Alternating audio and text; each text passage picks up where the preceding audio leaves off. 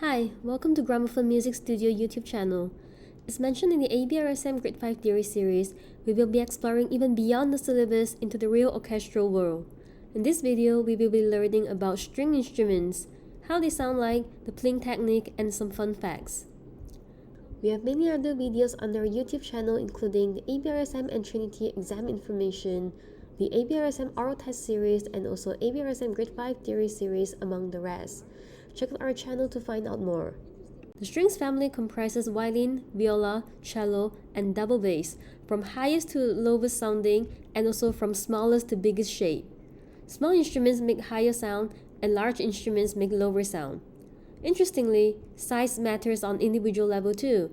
Each of these instruments is available in a wide range of fractional sizes, from a tiny 1/16 and 1/4 sizes and all the way up to 4/4 full size. This ensures that players of different age groups, heights, and arm lengths can find an instrument that comfortably fits their physical reach. Violin is bright, singing, and incredibly versatile.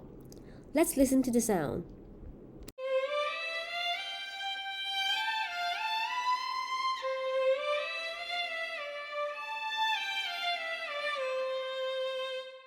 In an orchestra, the violin is often the voice of the melody and divided into first and second violins. The leader of first violin is the concertmaster. Listen more of what a violin can do in Caprice No. 24 by Paganini, where a lot of incredibly playing techniques are shown. Viola has a darker and more melancholic sound than violin. Let's hear the sound.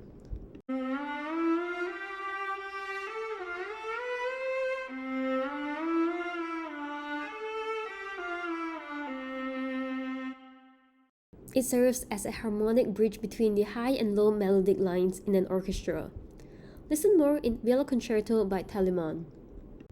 Cello is deeply resonant and close to the range of human singing voice.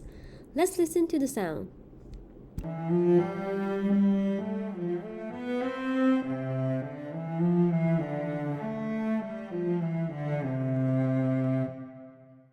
It provides solid bass foundation and occasionally romantic solo melodies in the orchestra.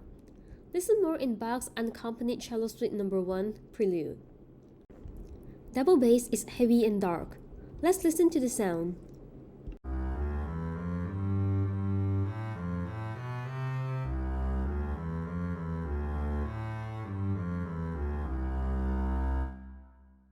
In the orchestra, it serves as the rock, providing harmonic and rhythmic weight. Usually, the double bass doubles the cello line an octave lower. Listen more in Mahler's Symphony No. 1, Third Movement. Now that we have heard all of them individually, let's hear how they would sound like playing all together.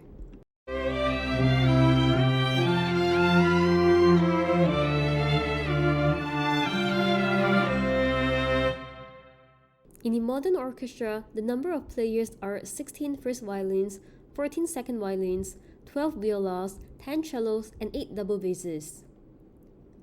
Violin uses treble clef, viola uses alto clef, and cello and double bass use bass clef. Their forefathers are Baroque violin and viola da gamba. The structure of the instrument is quite simple. It is almost entirely made out of wood.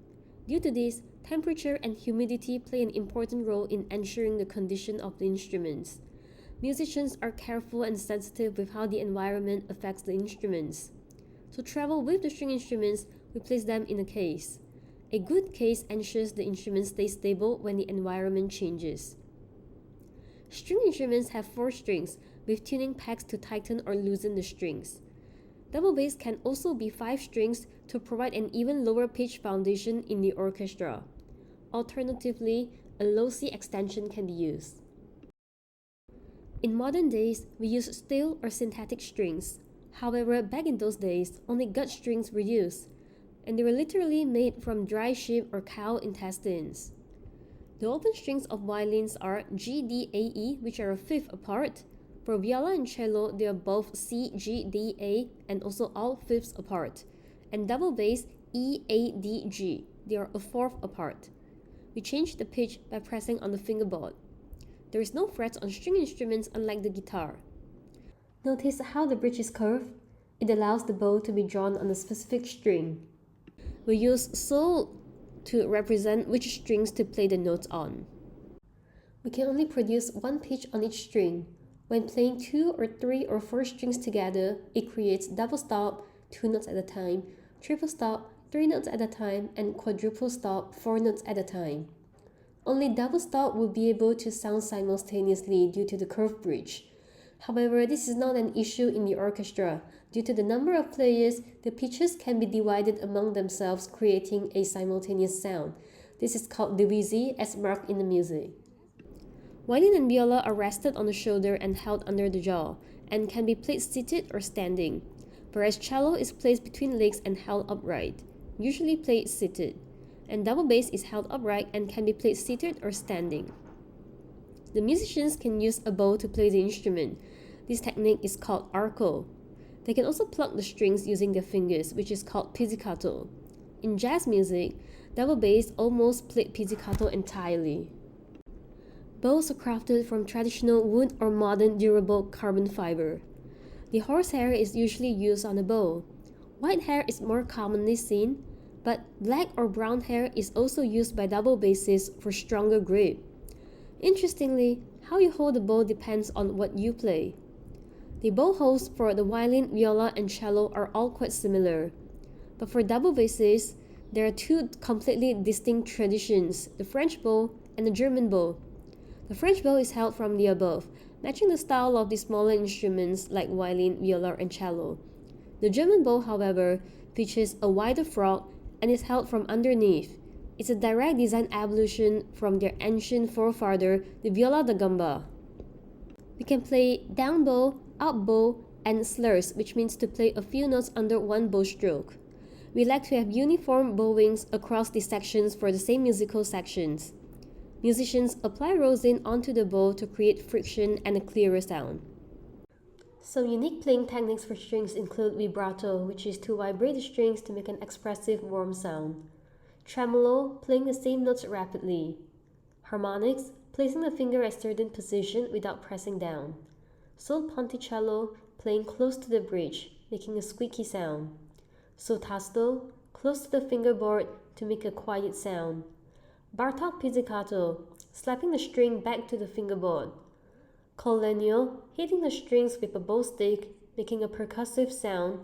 Glissando, sliding up and down the strings, and left hand pizzicato, which is to pitch with the left hand. A tiny rubber-like thing is called mute or sordini in Italian. The players place it onto the bridge when the music says con sordini, which means with sordini, which changes the volume and tone color of the sound to softer and more subtle. They take it off when the music says senza, which is without sordini. Nowadays, string instruments can be factory-made or handcrafted by luthiers. The history of crafting string instruments can be tracked back over 4,000 years ago and reached the golden age in the 16th to 17th century in Cremona, Italy. You can visit the Violin Museum in Cremona displaying these precious instruments. Violins made by well-known luthiers can be auctioned up to millions of dollars. The highest record at the moment is $23 million for a violin made by Stradivari in 1715.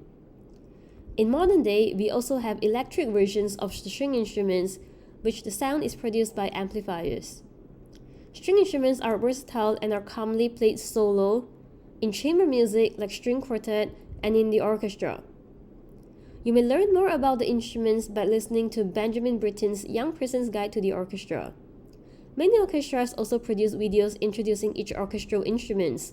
I will link them in the description box. I hope this sparks your interest to explore further about the string instruments. See you in the next video for woodwind. Don't forget to subscribe to our channel and like this video if it helps you.